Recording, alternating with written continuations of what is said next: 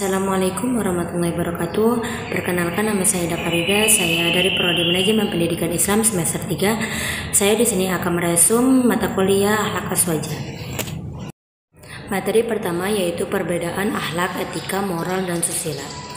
Etika, moral, susila, dan ilmu akhlak dalam kehidupan sehari-hari kita sering mendengar istilah tersebut.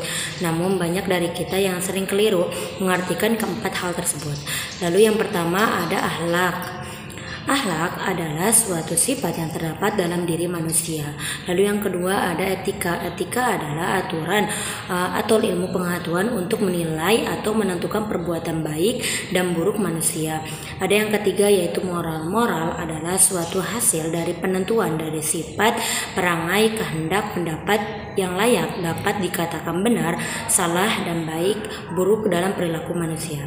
Lalu yang keempat ada kesusilaan. Kesusilaan adalah suatu aturan atau bimbingan hidup yang lebih baik, sopan, dan beradab dalam masyarakat. Materi kedua yaitu landasan dan sumber ajaran akhlak dalam Islam, konsep baik dan buruk berdasarkan ajaran akhlak, moral, dan etika. Di Indonesia dikenal sebagai sebuah negara yang menjunjung tinggi sopan santun dan etika dalam kehidupan. Hampir di setiap daerah selalu menekankan seseorang untuk memiliki akhlak yang baik saat menjalankan aktivitas sehari-hari. Maka tidak heran apabila pendidikan di Indonesia juga senantiasa menanamkan nilai-nilai akhlak dan etika. Maka dari itu, mengingat pentingnya ajaran akhlak, saya akan membahas tentang landasan dan sumber ajaran akhlak dalam Islam, konsep baik dan buruk berdasarkan ajaran akhlak, moral, dan etika. Yang pertama ada landasan dan sumber ajaran akhlak dalam Islam. Yang dimaksud dengan sumber ajaran akhlak adalah yang menjadi ukuran baik dan buruk atau mulia dan tercela. Sebagaimana keseluruhan ajaran Islam, dasar sumber akhlak adalah Al-Quran dan Sunnah. Tingkah laku Nabi Muhammad SAW merupakan contoh suri tauladan bagi manusia semua. Lalu yang kedua ada konsep baik dan buruk dalam ajaran akhlak, etika, dan moral. Di dalam diri manusia ada dua potensi, ada potensi baik dan potensi buruk. Ada akhlak baik dan ada akhlak buruk. Definisi akhlak yang tercantum dalam kitab Ulumuddin yaitu kitabnya Imam Al-Ghazali.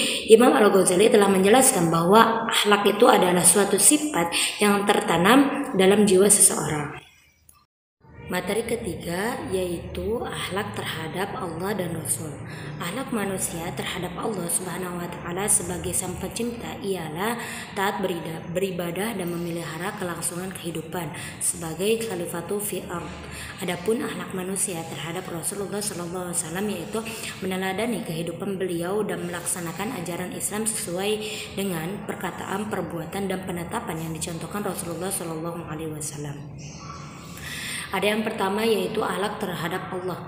Akhlak terhadap Allah Subhanahu wa taala dapat diartikan sebagai sikap atau perbuatan yang seharusnya dilakukan oleh manusia sebagai makhluk kepada Allah Subhanahu wa taala sebagai Sang Khalik atau Pencipta. Lalu yang kedua ada akhlak terhadap Rasul.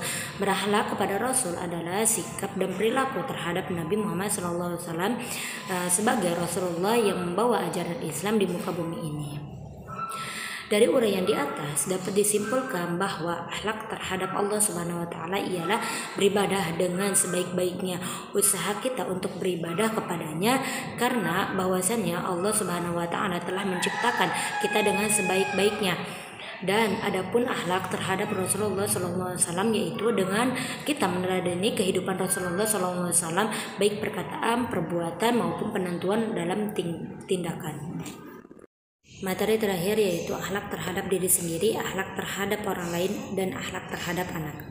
Akhlak terhadap diri sendiri adalah sikap seseorang terhadap diri pribadinya, baik itu jasmani, sifatnya, atau rohani. Kita harus adil dalam memperlakukan diri kita, jangan sampai pernah memaksa diri kita untuk melakukan sesuatu yang tidak baik atau bahkan membahayakan jiwa.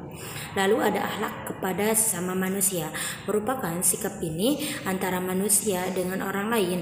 Dalam kehidupan ini, selain manusia berinteraksi kepada Allah Subhanahu wa taala, manusia juga saling berinteraksi berinteraksi dengan manusia yang lain, bahkan manusia dengan alam. Lalu ada akhlak terhadap anak. Anak-anak yang terlahir dari keluarga yang baik dan teratur tentunya akan mempunyai masa depan yang cerah, menjadi generasi yang baik. Tapi sebaliknya, anak yang tidak terurus dan kurang kasih sayang dari orang tua, kemungkinan besar anak tersebut menjadi generasi yang tidak sesuai dengan harapan bangsa dan agama. Di samping itu, anak-anak merupakan amanat dari Allah Subhanahu wa taala yang harus dijalankan oleh kedua orang tuanya. Jadi, orang tua harus benar-benar mendidik anak-anak secara benar agar ia mendapatkan kebahagiaan di dunia dan di akhirat.